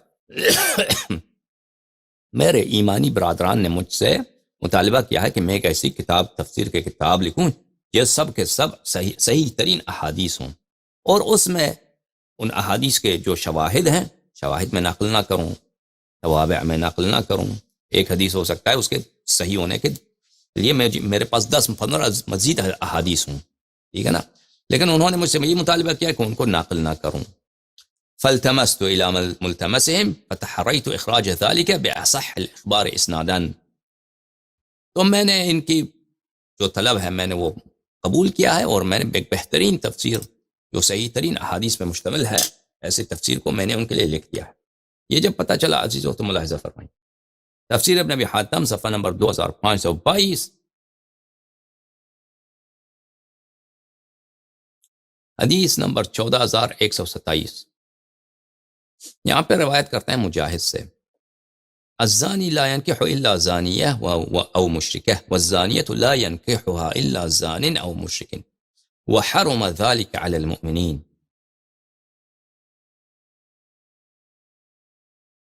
کہ زانی کے ساتھ زانیہ ہی نکاح کر سکتی ہے، اور اس کے مومن اس کے ساتھ شادی نہیں کر سکتی، نکاح نہیں کر سکتی۔ اس آیت کے ذیل میں مجاہد روایت کرتے ہیں، کن فی الجاہلیت بغیات، جاہلیت کے زمانے میں زناکارہ عورتیں تھیں، فیہن امرأۃ تدعى ام محزول جمیلہ، ان زناکار عورتوں میں ایک عورت تھی اس کا نام تھا ام جمیل، ام محزول، اور وہ جمیلہ تھی، خوبصورت تھی۔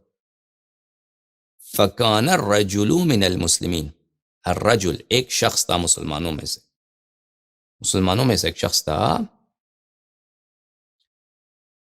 یتزوج باحداہن لتنفق علیہا من کسبہا، مسلمانوں میں سے ایک شخص تھا، اس کی یہی خواہش تھی کہ دیکھیں یہ ام جمیل جو ہے خوبصورت ہے، اس سے میں شادی کرتا ہوں، اور یہ ہے بھی کاروباری عورت، اس کے تو بہت سارے گاہک ہیں، تو اس سے وہ جو کمائے گی نا دن میں 5-10 گاہک آئیں گے اس کے پاس، تو وہ اس سے میرا بھی خرچہ نکل جائے گا۔ فنہى اللہ عن ذلك ان يتزوجهن احد من المسلمین، تو یہ آیت کا شان نزول یہی ہے کہ مسلمانوں صحابہ کرام میں سے کوئی شخص تھا، اس کی نیت یہی تھی کہ میں ان ایسے عورت سے شادی کروں، ایسے بدکار عورت سے شادی کروں، ٹھیک ہے نا۔ دوسری روایت دیکھیں 14128، یہاں پر روایت یہ ہے، الزانی لا ينكح الا زانیہ او مشرکہ والزانیۃ لا ينكحها الا زان او مشرک وحرم ذلك على المؤمنین۔ اچھا، فرماتے ہیں کہ لما قدم المہاجرون المدینہ قدموها وهم بجہد الا قلیل منهم، ٹھیک ہے نا، جب مہاجرین مکہ سے مدینہ آئے تو ان کی حالت بہت خستہ تھی مہاجرین کی، مگر کم لوگ، ان کی حالت بہتر تھی لیکن اکثر لوگوں کی حالت صحیح نہیں تھی۔ والمدینہ غالیۃ السعر، مدینہ میں بہت مہنگائی تھی، شدیدۃ الجہد، وہاں پہ بہت زندگی سخت تھا، الخیر بہا قلیل، وہاں پہ بھئی کھانے پینے کی چیزیں یا مثلا سستی چیزیں بہت کم تھی مدینہ میں۔ وفی السوق زوان متعالمات من اہل الکتاب، اور بازار میں زانیہ عورتیں تھیں متعالمات ہیں، ان کا علم تھا، ان کے پاس کیا تھا؟ پرچم لگائے تھے انہوں نے، ان کے جھنڈے لگائے تھے اپنے، ان کا جو کاروبار کا جو اڈا تھا، زوانی عورتیں اپنے گھروں پہ انہوں نے پرچم لگائے تھے کہ جو شخص ان کے پاس ساتھ، جس شخص کو بھی زنا کی شہوت ہے نا، تو پھر وہ چلے جاتے تھے ادھر۔ وہ اہل کتاب میں سے تھے، اماء الانصار، انصار کے بھی تھے، ایسے کنیزیں عورتیں تھے، تو انہوں نے اپنے کنیزوں کو اسی کاروبار میں لگایا تھا۔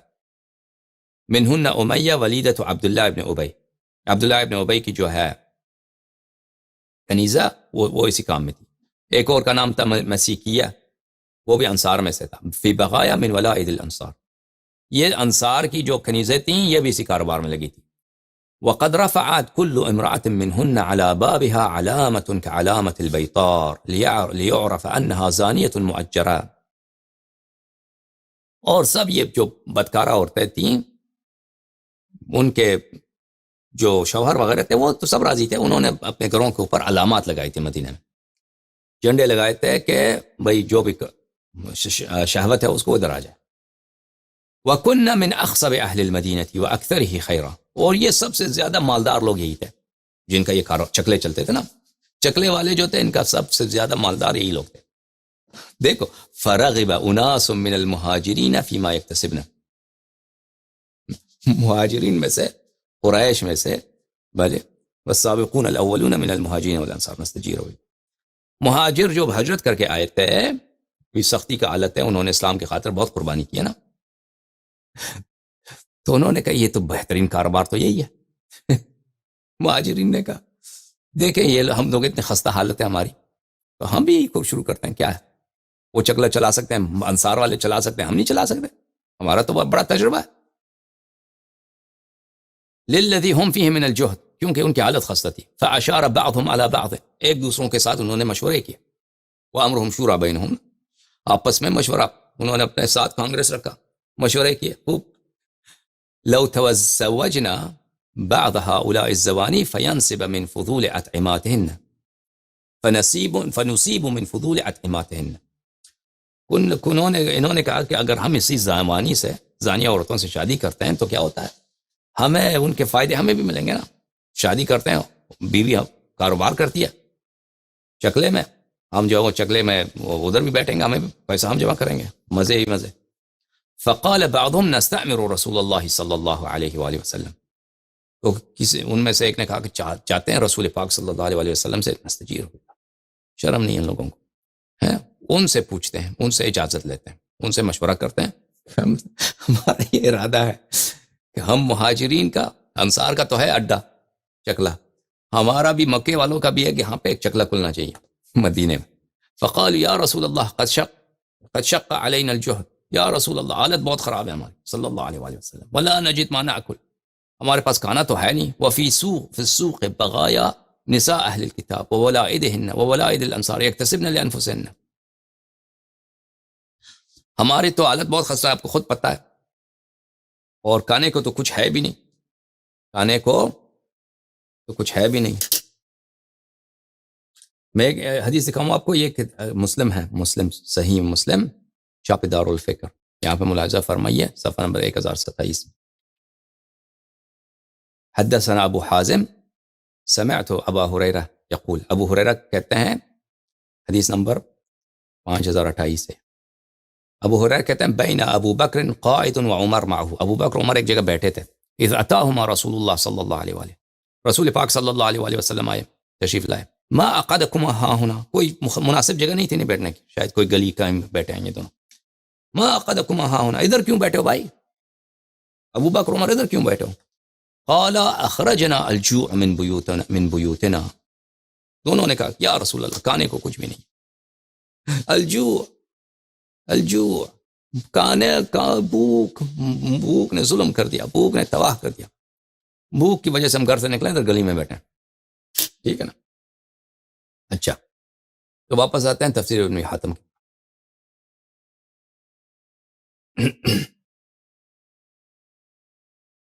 تو ہماری حالت بہت خراب ہے، لیکن بازار میں جو ہے اہل کتاب اور انصار کے جو کنیزیں ہیں وہ تو خوب پیسے کما رہے ہیں، ان کے چکلے ہیں بہترین، ادھر ایک چکلا، ادھر دوسرا چکلا، ادھر تیسرا چکلا، چکلے چل رہے ہیں۔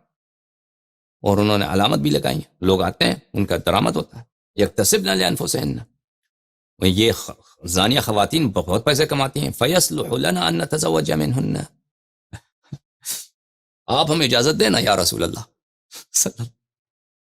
آپ ہمیں اجازت دیں نا، ہم بھی یہ کاروبار شروع کرتے ہیں نا، کیا مشکل کیا ہے اس میں؟ فنصیب من فضول ما یکتسبن، وہ کاروبار کرتے ہیں، کچھ پیسے اپنے پاس رکھتے ہیں، کچھ ہمیں دے دیں، بس انہیں سے شادی کرتے ہیں، ختم۔ فَإِذَا وَجَدْنَا عَنْهُ غِنًى تَرَكْنَاهُنَّ، بعد میں ہم طلاق دیں گے، کیا ہے، جب پیسے آ گئے، پیسے خوب جمع ہو گئے، بعد میں پھر انشاءاللہ آپ کہہ دیں تو طلاق دیتے ہیں، لیکن ابھی ہمیں شادی کرنے دیں، ابھی انہی سے ہمیں اس وقت جب یہ صحابہ نے، صحابہ کرام نے یہ درخواست کی تھی رسول پاک صلی اللہ علیہ وآلہ وسلم سے، تو اللہ تعالیٰ نے یہ آیت نازل کی کہ زانیہ سے کوئی شادی نہیں کر سکتا، ٹھیک ہے۔ اچھا، تو ان کا مشکل ہو گیا کہ رسول پاک صلی اللہ علیہ وآلہ وسلم نے اجازت نہیں دی، یہ بیچارے امیر بن جاتے سب، اس لیے بھوکے حالت میں یہ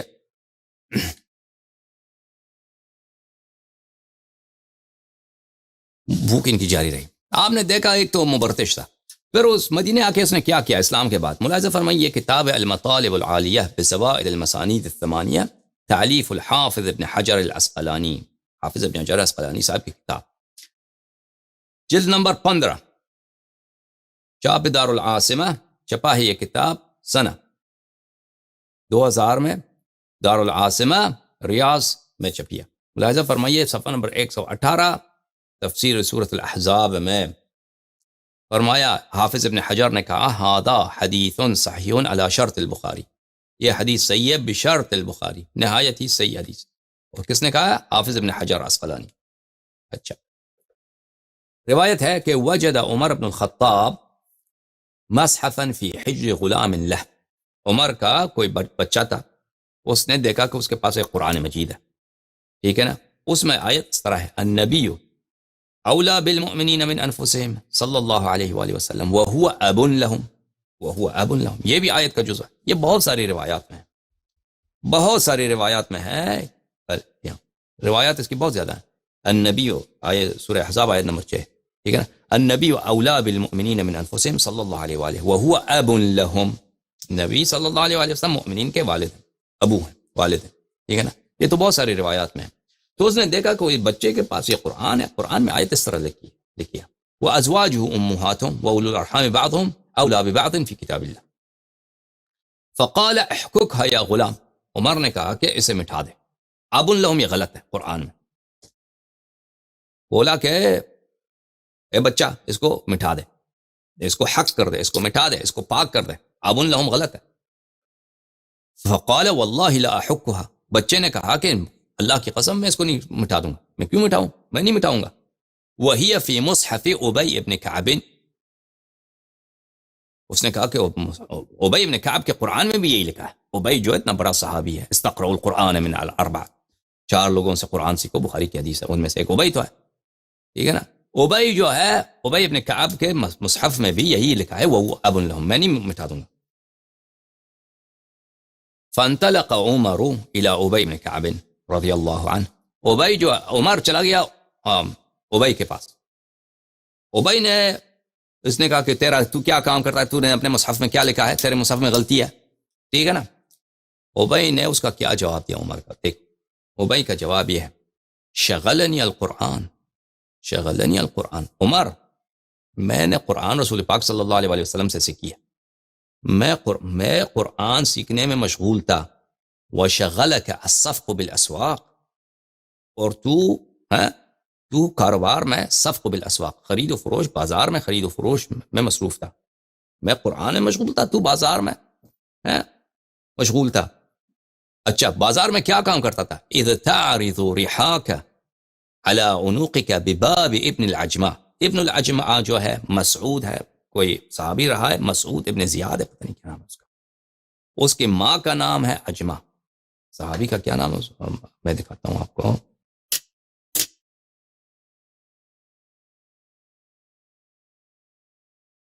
مسعود ابن اسود، مسعود ابن الاسود، یہ جنگ مؤتہ میں شہید ہوئے ہیں، یہ صحابی ہیں، جنگ مؤتہ میں شہید ہوئے ہیں، ان کی ماں کا نام ہے ابن اجمع. تو کہتے ہیں کہ آپ اجمع کے بیٹے کے گھر یعنی مسعود ابن اسود کے گھر کے سامنے تعرض و رحاک، رحا کس کو بولتے ہیں؟ تعرض و رحاک علی عنقک، چکی جو ہے نا، چکی کو رحا بولتے ہیں. چکی جس میں آپ کو پتہ ہے نا، اس میں گندم ڈالتے ہیں، اس کو گھماتے ہیں ہاتھ سے تو گندم پیس جاتی ہے، اس کو چکی بولتے ہیں. تو کاروبار کیا کرتا تھا مدینے میں؟ کہتے ہیں تیرے گردن پہ وہ چکی تھا، وہ اس کو لے کے جاتے تھے انصار کے گھروں پہ کہ اگر کوئی تم نے وہ کیا کرنا ہے پیسنا ہے تو دے دو، میں پیس دیتا ہوں تمہارے چکی میں. اگر گندم پیسنا ہے تو دے دو، عمر کے میرے پاس ہے. ٹھیک ہے نا. کاروبار تھا عمر. جو کاروبار یہ پیسے کمانے چاہتے تھے وہ تو رسول پاک صلی اللہ علیہ وسلم نے منع کر دیا نا، قرآن، وہ تو مصیبت ہو گئی. چکلا چلانا ممنوع. تو ان کو مدینے میں کیا کام کیا ہے اس نے؟ ان کے اپنی صحیح علی شرط البخاری، بخاری کی شرط پہ صحیح حدیث ہے. جیسے آپ کے پاکستان میں غریب لوگ ہیں نا، وہ آتے ہیں کہ بھئی میں نے آپ کے مختلف قسم کے آپ کے سروسز آفر کرتے ہیں آپ کے گھر کے سامنے. کوئی مثلا جھاڑو لے کے آتا ہے کہ آپ کے گھر کو جھاڑو لگانا ہے، ٹھیک ہے نا. کوئی دوسرا کام مثلا اگر کرانا ہو، کوئی چیز گھر میں فکس کرنا ہو تو اس سے کہہ دیں کہ وہ کھٹکھٹاتے ہیں یا نعرے دیتے ہیں گلی سے، ہم نے یہ کام کرنا ہے. ٹھیک ہے نا. مختلف ہوتے ہیں کہ اگر چاقو تیز کرنا ہو، یہ تو ہوتا ہے نا پاکستان میں، چاقو جو لوگ قینچی تیز کرنے والے ہوتے ہیں وہ گلیوں میں آتے ہیں، نعرے لگاتے ہیں کہ بھئی چاقو تیز کرنا ہے تو آ جاؤ. تو پھر آپ چاقو دیتے ہیں، اس کو تیز کرتا ہے، اس کو ایک دو آنے دیتے ہیں. ٹھیک ہے. تو عمر کا کیا کاروبار تھا؟ عمر جو ہے، ابی بن کعب نے کہا تجھے قرآن نہیں آتی تو قرآن کا جاہل ہے. میں نے قرآن رسول پاک صلی اللہ علیہ وسلم سے سیکھا ہے. ٹھیک ہے نا. اور اس زمانے کو یاد کر کہ تو قرآن سیکھنے کے بجائے کیا کرتا تھا؟ گردن میں چکی رکھ کے مہاجرین کے گھروں میں، انصار کے گھروں میں جاتے تھے کہ بھائی اگر کوئی ہے، کوئی کسی نے گندم پیسنا ہے تو مجھے دے دے. 5 کلو 10 کلو گندم کوئی پیستا ہے تو اس کو مثلا ایک پاؤ عمر کو ملتا تھا، اس ایک دو پیالے گندم اس میں عمر کو دیتے تھے کہ تو گھر لے کے جا. تو یہ اس کی کاروبار تھی. اور یہ حدیث بشرط البخاری ہے، بشرط البخاری. تو اس کے کاروبار کو پتہ چلا نا. یہ جو کہتا ہے میں کاروبار میں مشغول تھا، بازار میں، کاروبار میں. ابی ابن کعب نے بتا دیا کہ اس کا کاروبار کیا تھا. ابی ابن کعب نے بتا دیا کہ اس کا کاروبار کیا تھا. اور وہ چکی کو حمل کرنا یہ بھی کوئی آسان کام نہیں ہے، یہ بھی بہت مشکل کام ہے بھائی. چکی جو ہے وہ کافی، اس کا پتھر جو ہے وہ بہت بہت بھاری ہوتا ہے، وہ بھی اپنے گردن پہ رکھ. خود اس کا ابی ابن کعب کے نص الفاظ ہیں کہ اس کے پاس کوئی سواری نہیں تھی کہ مثلا چکی کو اس نے کس میں رکھا ہے؟ گدے پہ رکھا ہے، وہ ادھر لے کے جا رہا ہے لوگوں کے گھر. نہیں.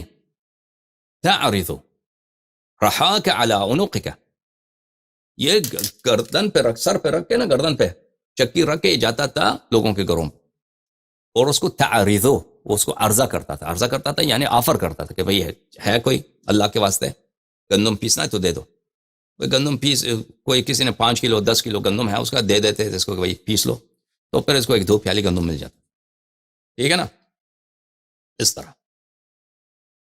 یہ اس کا کاروبار تھا. اچھا،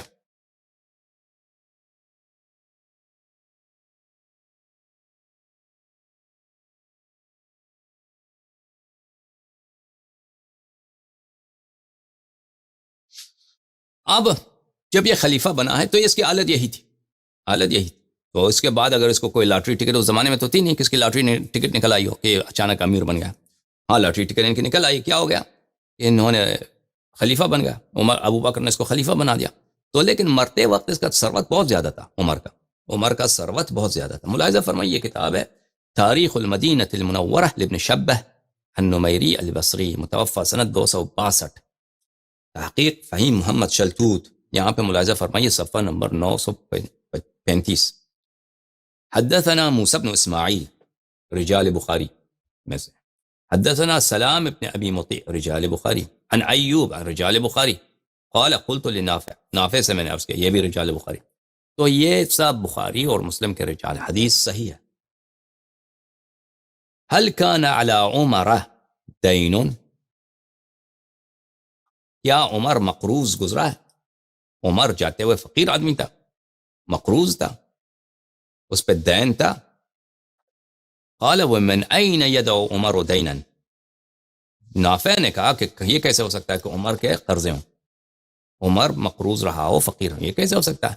وَقَدْ بَاعَ رَجُلٌ مِّن وَرَثَتِهِ مِيرَاثَهُ ب100,000، اس کے وارثین میں سے، عمر کے جو ورثت ہیں اس کے وارثین میں سے صرف ایک نے اس کو جو میراث میں ملا اس کو اس نے بیچ دیا تھا، فروخت کیا تھا۔ عمر کے جتنے وارث تھے، عمر کے کتنے وارث تھے؟ عمر کے 9 بیٹے تھے اور 4 بیٹیاں تھیں۔ ان میں سے ایک نے اپنے میراث کو بیچا تھا، کس میں؟ کتنے مقدار میں؟ 1,000 2,000 میں نہیں، 1,00,000 میں، 1,00,000 میں اس نے بیچا ہے، ٹھیک ہے نا؟ تو عمر کا، نافع نے کہا کہ عمر جب مرا ہے وہ فقیر نہیں مرا، ٹھیک ہے نا؟ خلافت سے پہلے تو ہمیں پتا تھا کہ اس کی کوئی حیثیت ہی نہیں تھی عمر، وہ کیا کام کیا تھا اس کا؟ وہ تو یا دلال تھا، گدوں کا دلال تھا، یا تو پھر وہ چکی گردن پہ رکھ کے نا وہ مدینے کے گلیوں میں وہ آٹا، گندم آٹا کرنے کے چکر میں وہ لوگوں کی منتیں کرتا تھا، ٹھیک ہے نا؟ اسی وجہ سے اس نے قرآن بھی نہیں سیکھی، اور ابئی نے اس کی بڑی تذلیل کی ہے، ٹھیک ہے نا؟ لیکن مرتے وقت اس کے پاس پیسے بہت ہیں۔ نافع کہتا ہے، نافع کیا کہتا ہے اس کے ایک وارث نے کیا کیا ہے؟ اس نے جو اپنے میراث، عمر سے جو میراث ملا اس کو بھیجا، اس نے فروخت کیا 1,00,000 میں، کوئی باغ ہوا ہوگا، گھر ہوگا، جو بھی ہوگا، اس نے بھیجا 1,00,000 ملے اس کو۔ اچھا، سند کیا تھا اس حدیث کے؟ ملاحظہ فرمائیے، موسیٰ بن اسماعیل روایت کرتے ہیں سلام ابن ابی مطیع سے، اور وہ ایوب سے، اور وہ نافع سے، ٹھیک ہے نا؟ یہ کتاب ہے بخاری، شاپ دار حیات تراث، یہاں پہ ملاحظہ فرمائیے صفحہ نمبر 1138، موسیٰ بن اسماعیل روایت کرتے ہیں سلام ابن ابی مطیع سے، ٹھیک ہے نا؟ اور ملاحظہ فرمائیے، یہ ہے صفحہ نمبر 1258، موسیٰ بن اسماعیل وہیب سے، وہیب ایوب سے، نافع سے، ٹھیک ہے نا؟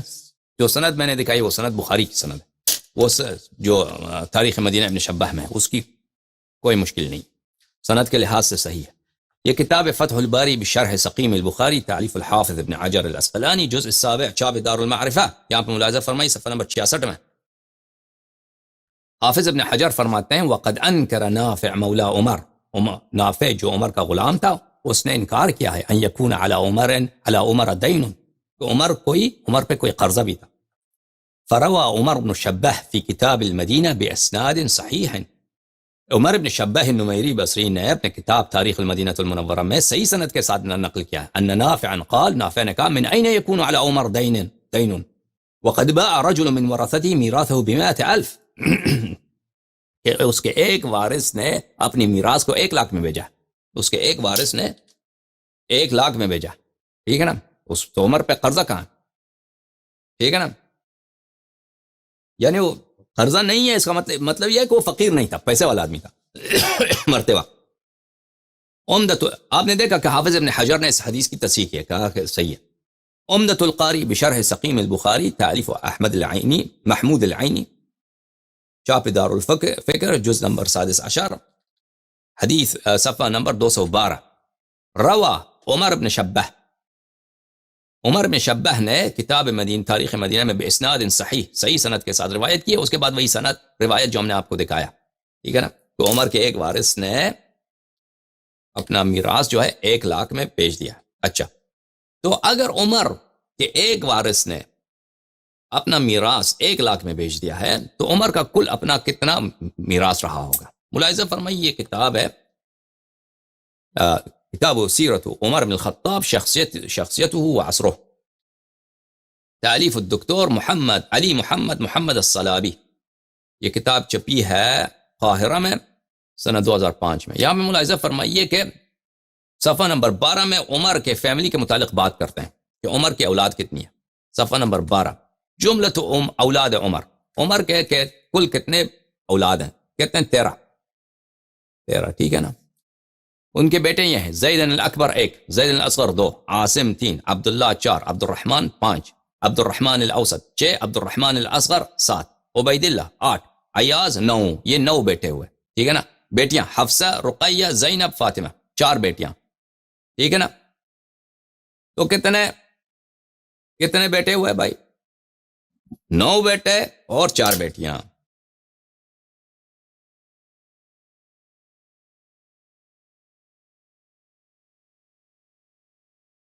اچھا، اس کے علاوہ یہ کتاب ہے بخاری چاپ دار احیاء التراث، یہاں پہ ملاحظہ فرمائی صفحہ نمبر 657 میں حدیث نمبر 3700 کہ عمر نے اپنے بیٹے عبداللہ سے کہا کہ انظر ما علی من الدین فحسبوه فوجدوه 86,000 او نحو، کہ عمر نے اپنے بیٹے سے کہا کہ میرے قرضے کتنے ہیں، اس نے کہا کہ 86,000، اس نے گنتی کیا تو 86,000 اس کے قرضے نکلے، 86,000، ٹھیک ہے نا؟ تو اس سے پتہ یہ چلا نافع نے جو کہا اس کا قرضہ نہیں ہے، تو اس کا مطلب یہ ہے کہ وہ اتنا فقیر آدمی نہیں تھا کہ اس کا زندگی قرضے پہ چلا ہو، مطلب یہ نہیں کہ اس کا بالکل قرضہ نہیں تھا، مطلب یہ ہے کہ وہ اس کے ایک بیٹے نے اپنا جائیداد بیچا تو 1,00,000 ہوا ہے نا، تو قرضے ادھر ادھر سے تھوڑے بہت قرضے تھے، لیکن وہ اتنا نہیں تھا کہ اس کی وجہ سے وہ فقیر آدمی بنے۔ تو 9 بیٹے ہیں، 4 بیٹیاں ہیں اور 86,000 قرضہ ہے، اس کے علاوہ اس کے 4 عورتیں بھی ہیں، ٹھیک ہے نا؟ تو اس کا اپنا جائیداد کتنا رہا ہوگا، یہ کیلکولیشن آپ کو دکھاتے ہیں عزیزوں۔ اس کے 9 بیٹے ہیں، ٹھیک ہے نا؟ ہر بیٹے کو اب ہو سکتا ہے جس نے 1,00,000 میں بیچا اس نے سستا بھی بھیجاؤ نا، سستا بھی بھیجاؤ، کیونکہ کوئی شخص مرتا ہے تو اس کے گھر والا اگر بیٹا وغیرہ اس کا جائیداد فوراً بیچ دیتا ہے تو وہ عام طور پر سستا بیچتا ہے، وہ اس کے اصلی قیمت پہ نہیں بکتا۔ لیکن بہرحال اب جو بھی ہے اس سے کام نہیں ہے کہ اس نے سستا بیچا ہے، جیسا بھی بیچا ہے۔ اس کے 9 بیٹے ہیں، ایک بیٹے کے اگر حصہ 1,00,000 بنتا ہے تو 9 بیٹوں کے بنتے ہیں کتنے، 9,00,000، ٹھیک ہے نا؟ وَلِلذَّكَرِ مِثْلُ حَظِّ الْأُنْثَيَيْنِ، لِلذَّكَرِ مِثْلُ حَظِّ الْأُنْثَيَيْنِ، بیٹے کا حصہ 2 برابر ہوتا ہے، بیٹی کا حصہ بیٹے کے ہاف ہوتا ہے۔ اس کی 4 بیٹیاں ہیں، تو اگر بیٹے کو 1,00,000 ملا ہے تو بیٹیوں کو 50,000 ملا ہوگا، تو ان کا بنتا ہے 2,00,000۔ تو جتنے اس کے فرزند ہیں، عمر کے 13 فرزند ہیں نا، 13، تو ان کو ٹوٹل کتنا ملا ہے، 11,00,000، 2,00,000 ان کا، 2,00,000 بیٹیوں کا اور 9,00,000 بیٹوں کا۔ البتہ پیسوں کے لحاظ سے نہیں ملا ہے، کس لحاظ سے ملا ہے، جو بھی ان کو باغ ملیں گھر ملیں انہوں نے بیچ دیا ہے۔ لیکن آپ کو پتہ ہے کہ بیٹوں کو مال میں دینے سے پہلے ازواج کا حق دینا ہوتا ہے۔ ازواج کا حق کتنا بنتا ہے، ازواج کا حق بنتا ہے 1/8 حصہ، 1/8 حصہ۔ تو اگر 11,00,000 بیٹوں کو ملے ہیں تو اس سے پہلے ان 1/8 ٹوٹل کا 1/8 اس عورتوں کو ملے، اور عورتوں کو ملا ہے نا۔ تو کتنا پیسے ہونے چاہیے عمر کے پاس، کتنے پیسے ہونے چاہیے عمر کے پاس کہ 1/8 1/8 اگر اس میں سے نکال دیں تو 11,00,000 بن جائے، ٹھیک ہے نا؟ وہ بنتے ہیں 12,57,000، 12,57,000 عمر کے پاس ہونے چاہیے، 12,57,000، 12,57,000 عمر کے پاس ہوئے تو اس میں سے 1,57,000 اس کا 1/8 بنتا ہے، 1/8 بنتا ہے اس کا، پھر اس میں سے جو ریمیننگ ہوتا ہے، جو ریمیننگ 7/8 ہوتے ہیں، 7 over 8 یہ 11,00,000 بنتا ہے نا۔ تو عمر کا کتنا بنا ابھی، اس کا جو میراث اس نے چھوڑا ہے پیچھے اپنی عورتوں کے لیے اور اپنے بچوں کے لیے 12,57,000۔ اچھا، اس کا لون بھی ہے نا 86,000 لون بھی تھا بخاری میں، تو گرانڈ ٹوٹل اس کا کتنا بنتا ہے 13,43,142، 1,03,43,142 یہ اس کا ٹوٹل بنتا ہے، جو نافع نے کہا کہ اس کے ایک بیٹے نے جو اپنا جائیداد بھیجا ہے وہ میراث بھیجا اپنا 1,00,000۔ اس کے علاوہ کہ اس نے اپنی حیات میں بیٹوں کو جو کچھ دیا ہے، اس کو گھر بنا کے دیا ہوگا، باغ بنا کے دیا ہوگا، وہ الگ بات ہے، لیکن جو صرف اس کا ترکہ ہے اس کی میراث کا یہ ویلیو بنتا ہے اسی حساب سے۔ اچھا، اب 13,00,000 اس زمانے کا ہمارے زمانے میں اس کی کیا قیمت ہے؟ دیکھیں عزیزو، 13,00,000 اگر دینار ہوں تو اس زمانے میں 1 دینار کا ایکول ہے 4.25 گرام آف گولڈ کے، 4.25 گرام آف گولڈ 1 دینار بنتے ہیں اس زمانے کے۔ ابھی فی الحال ہمارے دور میں جو ہے نا، گولڈ کا ہر گرام جو ہے اس کی قیمت ہے $57، 1 گرام گولڈ۔ تو 1 دینار برابر ہے 4.25 گرام گولڈ کے، اور ہر گرام گولڈ کے بنتے ہیں $57، ٹھیک ہے نا؟ تو 13,43,000 ضرب 4.25 ضرب 57 آج کل کے حساب سے $325 ملین بنتے ہیں. $325 ملین بنتا ہے. کیا کون سی چیز $325 ملین بنتا ہے؟ عمر کا جو جائیداد، کیونکہ وہ اس کا ترکہ کیا ہے؟ 13 لاکھ دینار ہے. 13 لاکھ، ہر دینار جو ہے 4.25 گرام گولڈ کے ہوتے ہیں.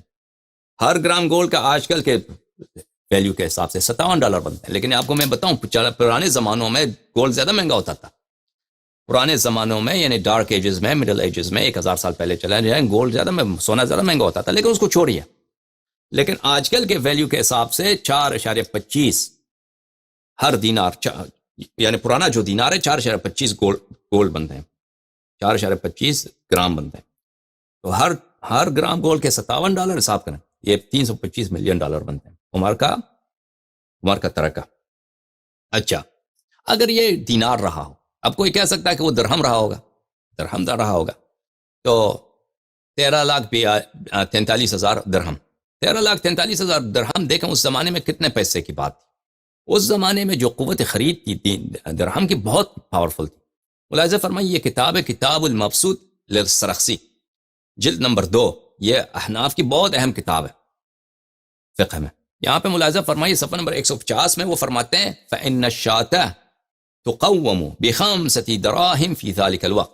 ایک دمبا جو تھا، ایک دمبا صحابہ کے زمانے میں، رسول اللہ صلی اللہ علیہ وسلم کے زمانے میں ایک دمبے کی قیمت 5 درہم ہوا کرتی. 5 درہم. تب آپ خود اندازہ لگائیے عزیزو، اگر عمر کے پاس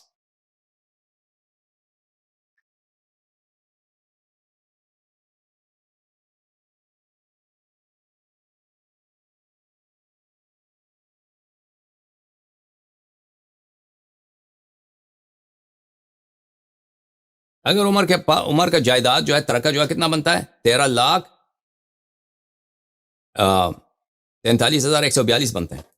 اور یہ ایک دمبے کی قیمت ہے 5 درہم. تو کتنے اس کے پاس، اگر وہ اپنی پوری جائیداد سے دمبے خریدتا تو 2,68,000 دمبے بنتے تھے. اب 2,68,000 ابھی آج کل جو ہے نا، کسی کے پاس 2,68,000 مثلا 3 لاکھ کے قریب دمبے ہوں تو اس کی ویلیو تو بہت زیادہ ہوتا ہے، کیونکہ ہر دمبا امریکہ میں آج کل $300 کے لگ بھگ ہے. $300. اب حساب کریں، اب اسی کو اگر ہم 300 نہ کریں، $250 کے ضرب کر دیں تو 67 ملین سے اوپر بنتے ہیں. 67 ملین سے اوپر بنتے ہیں. تو وہ عمر جس کے پاس کچھ بھی نہیں تھا خلیفہ بننے سے پہلے، جو ایک فقیر آدمی تھا، نادار آدمی تھا، ٹھیک ہے نا، کہ ابی ابن کعب نے حدیث صحیح بشرط البخاری، حافظ ابن حجر نے کہا کہ اس کی خستہ اتنی حالت تھی کہ وہ چکی سر پہ رکھ کے وہ گھروں میں جاتا تھا، لوگوں کے گھروں میں منتیں کرتا تھا کہ ہمیں کیا دے دو، گندم دے دو پیسنے کے لیے، گندم دے دو پیسنے کے لیے. تو یہی عمر صاحب جو ہیں، کیا ہوتا ہے ان کا، یہی مرتبہ خلیفہ بننے کے بعد اس کا ترکہ جو ہے 300 ملین سے اوپر یا 70 ملین کے لگ بھگ ہے. 70 ملین کے لگ بھگ. اب اس نے جو اپنی زندگی میں اپنے بیٹوں کو زمینیں لے کے دی ہیں، باغات لے کے دیے ہیں، گھوڑے لے کے دیے ہیں نا، وہ تو الگ ہے، وہ تو الگ ہے اپنی زندگی میں جتنا اس نے دیا. صرف اس کا ترقی کی ویلیو اتنا ہے، ٹھیک ہے نا.